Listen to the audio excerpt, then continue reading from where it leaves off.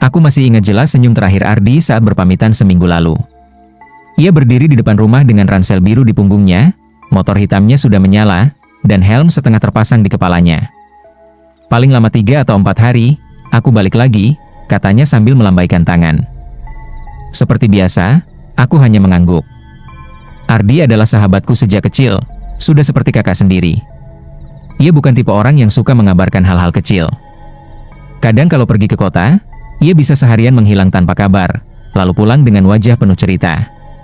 Jadi ketika hari pertama dan kedua ia tak menghubungi, aku tak merasa aneh. Namun memasuki hari keempat, rasa cemas mulai merayap. Telepon genggamnya tak pernah aktif. Pesan-pesan WhatsApp yang kukirim hanya centang satu, seperti terdampar entah di mana.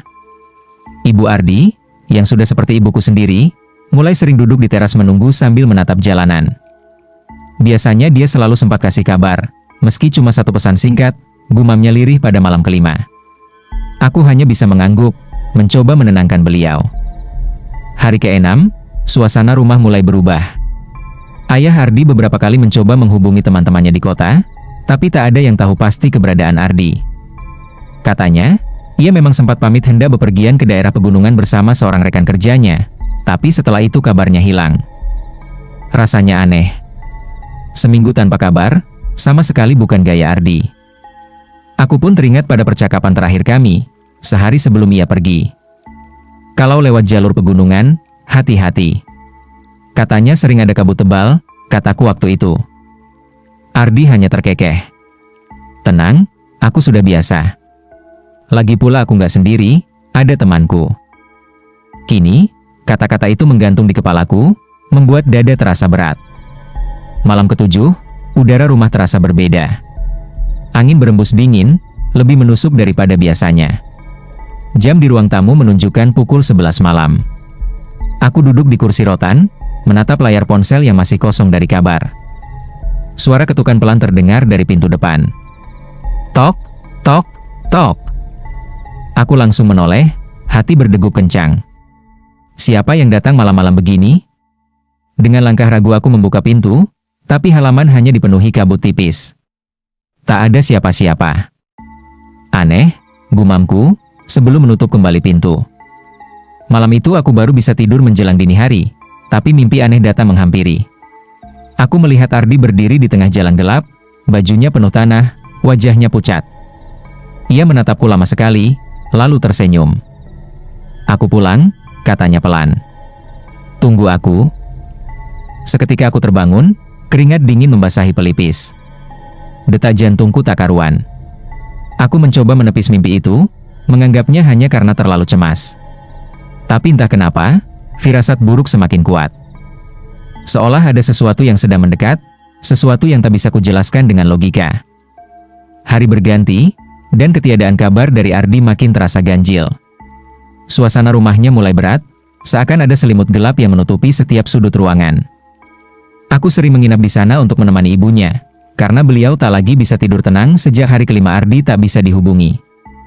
Malam itu, sekitar pukul 12, suara ketukan kembali terdengar. Kali ini lebih keras. Tok, tok, tok. Suaranya begitu jelas, seperti seseorang benar-benar berdiri di depan pintu. Aku yang sedang terjaga langsung melompat dari tempat tidur. Dengan hati-hati, aku membuka pintu ruang tamu. Lagi-lagi, tak ada siapa-siapa. Hanya angin malam yang menusuk, dan aroma samar bunga melati yang entah dari mana datangnya. Ibu juga cium bau ini? Tanyaku sambil menoleh. Beliau yang ikut keluar hanya mengangguk pelan. Seperti melati di makam, padahal di sini tak ada yang menanam. Degup jantungku makin cepat. Sejak saat itu, kejadian-kejadian aneh semakin sering muncul. Kadang saat melewati kamar Ardi yang kosong, aku merasa seperti ada seseorang sedang duduk di dalam.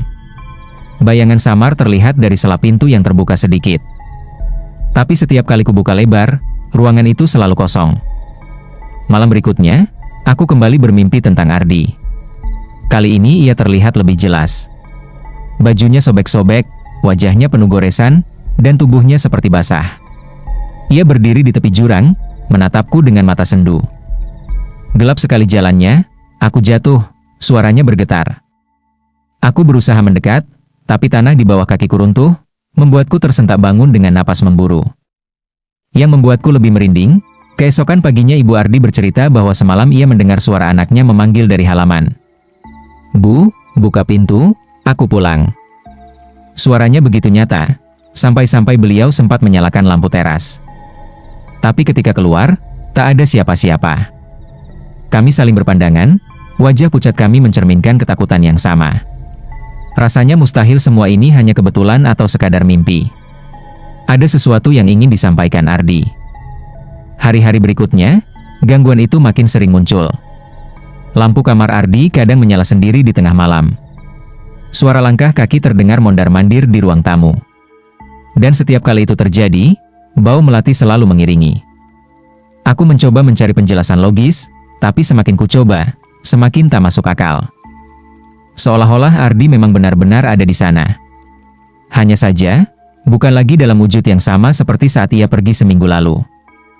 Hari ke-7 sejak Ardi pergi adalah hari paling aneh dalam hidupku. Malam itu, sekitar pukul 9, suara motor terdengar dari arah jalan depan rumah. Brum, brum.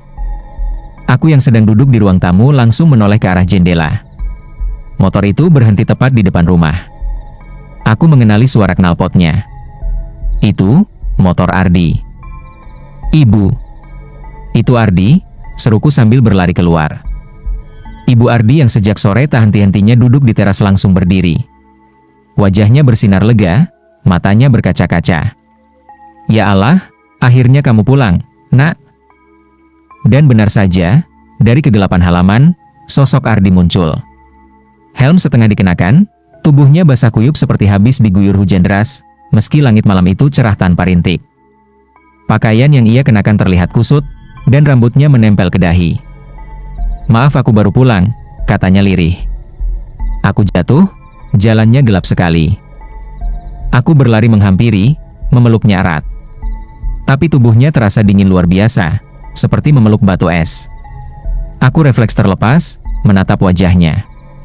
Senyumnya pucat, matanya kosong, seolah-olah menatap jauh melewati diriku. Namun Ibu Ardi tak memperhatikan itu. Beliau langsung menggiring anaknya masuk rumah, duduk di kursi ruang tamu. "Kamu gak apa-apa, Nak? Sudah makan? Pasti capek sekali." Ardi hanya tersenyum samar. "Iya, Bu. Capek sekali?" Aku perhatikan tangannya. Kukunya penuh tanah, bajunya kotor seperti bercampur lumpur. Saat ku tawari makan, ia hanya menyentuh piring tanpa benar-benar menyantapnya. Nasi dan lauk tetap utuh, hanya tersentuh sendok. "Kamu sakit?" tanyaku pelan. Ia menoleh sebentar, lalu menggeleng. "Aku sudah pulang. Itu saja yang penting." Jawaban itu membuat bulu kuduku berdiri. Sepanjang malam, Ardi duduk di ruang tamu. Sesekali ia bicara pendek-pendek dengan ibunya, lalu terdiam menatap kosong. Lampu rumah berkedip-kedip, dan hawa dingin merayap sampai ke kamar. Aku mencoba tidur, tapi sulit. Sekitar pukul 3 dini hari, aku terlelap sebentar. Lalu mimpi itu datang lagi. Aku melihat Ardi berjalan sendirian di jalan berliku di tepi jurang. Kabut begitu tebal. Lampu motor redup, hampir tak mampu menembus gelap. Tiba-tiba, tanah di tepi jalan longsor. Motor oleng, dan Ardi terlempar, jatuh berguling ke dalam jurang. Suara jeritan dan benturan begitu nyata, sampai aku sendiri ikut berteriak. Aku terbangun dengan napas terengah. Keringat dingin membasahi tubuhku. Aku segera menoleh ke arah ruang tamu. Kursi tempat Ardi tadi duduk kosong. Aku bangkit, mencari ke setiap ruangan. Tapi tak ada jejaknya. Motor yang tadi ada di halaman pun lenyap. Ibu Ardi keluar dari kamar dengan wajah bingung. "Kamu lihat Ardi? Barusan masih ada di sini." Aku hanya bisa terdiam. Kata-kata tercekat di tenggorokan. Kalau Ardi benar-benar pulang tadi malam, kemana ia pergi sekarang? Pagi itu, rumah Ardi dipenuhi kecemasan.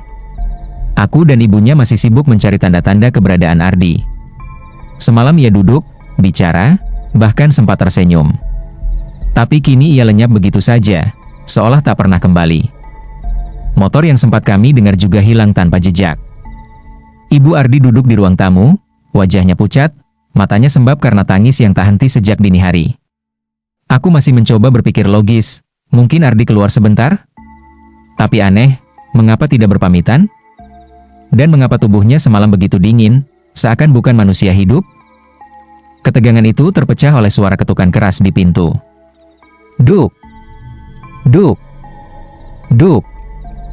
Aku bergegas membuka, dan di hadapan kami berdiri dua orang berseragam polisi. Wajah mereka serius. Salah satunya membawa map, sementara yang lain menunduk dengan ekspresi berat. "Permisi, apakah ini rumah keluarga Ardi Pratama?" tanya salah satu polisi. Ibu Ardi berdiri dengan langkah gemetar. "Iya, saya ibunya." "Ada apa, Pak?" Anak saya di mana?" Polisi itu menarik napas panjang. "Mohon maaf, Bu. Kami membawa kabar duka. Seminggu yang lalu telah terjadi kecelakaan di jalur pegunungan. Sebuah mobil terperosok ke jurang. Salah satu korban bernama Ardi Pratama." Aku membeku di tempat. Kata-kata itu seperti palu yang menghantam kepalaku. Seminggu yang lalu? Mustahil. Bukankah semalam Ardi baru saja duduk di kursi itu? Ibu Ardi langsung ambruk, tubuhnya lemas. Aku berlari menahannya sebelum jatuh. Tangisnya pecah, menggema memenuhi rumah. Tidak mungkin. Semalam dia ada di sini. Dia pulang. Dia duduk di kursi itu." Polisi saling berpandangan, wajah mereka menunjukkan kebingungan bercampur iba. Salah satu dari mereka membuka map, lalu menunjukkan beberapa barang bukti. Dompet Ardi, jam tangan yang retak, dan ponselnya yang rusak parah. Semuanya masih basah, bercampur lumpur kering. Barang-barang ini ditemukan di lokasi kejadian. Korban sudah dievakuasi dan dimakamkan bersama keluarganya di kota. Karena saat itu kami tidak berhasil menghubungi pihak keluarga di sini. Kami baru dapat alamat lengkap tadi malam. Aku menatap barang-barang itu dengan tangan bergetar. Itu benar-benar milik Ardi. Dompet kulit coklat dengan inisial namanya, jam tangan yang sering ia pamerkan, bahkan ponsel dengan gantungan kunci kecil berbentuk bola. Semua terlalu nyata untuk bisa disangkal. Tapi, kalau ia sudah meninggal seminggu lalu siapa yang datang tadi malam? Siapa yang mengetuk pintu, tersenyum pada ibunya, bahkan duduk bersama kami? Aku teringat lagi tubuhnya yang dingin, pakaiannya basah, dan ucapannya yang aneh. Aku jatuh, jalannya gelap sekali. Kini semua mulai masuk akal, meski menimbulkan ketakutan luar biasa. Ardi tidak benar-benar pulang sebagai manusia. Yang datang semalam adalah arwahnya, ia hanya pulang untuk memberi kabar, untuk berpamitan terakhir kali. Tangis Ibu Ardi makin pecah, mengguncang ruang tamu yang kini terasa begitu sesak. Aku hanya bisa menggenggam tangannya, berusaha tegar meski bulu kuduku berdiri. Aku sadar, ada dunia yang tak bisa dijangkau logika. Dan semalam, kami benar-benar menyaksikan batas tipis antara yang hidup dan yang sudah pergi. Sejak kedatangan polisi itu, suasana rumah benar-benar berubah. Tidak ada lagi harapan, hanya tangisan yang tersisa. Namun, aku merasa cerita ini belum selesai. Malam ke-7 setelah kabar resmi kematian Ardi, aku kembali bermimpi. Mimpi itu terasa terlalu nyata, seperti aku benar-benar dibawa ke suatu tempat lain. Aku berdiri di jalan berliku yang diselimuti kabut tebal. Suara jangkrik sayup-sayup terdengar, sementara udara menusuk tulang. Dari kejauhan, sosok Ardi muncul. Ia tidak lagi berlumuran lumpur atau tanah, tapi wajahnya tetap pucat. Meski begitu, senyum damai terukir di bibirnya. "Ardi," panggilku, suara serak. Ia mendekat perlahan. Matanya menatapku dalam, penuh kelegaan. "Aku cuma ingin pulang sekali saja," katanya lirih. "Untuk pamit. Maaf aku nggak sempat kabari, jalannya gelap, aku jatuh, dan semuanya begitu cepat." Aku tercekat.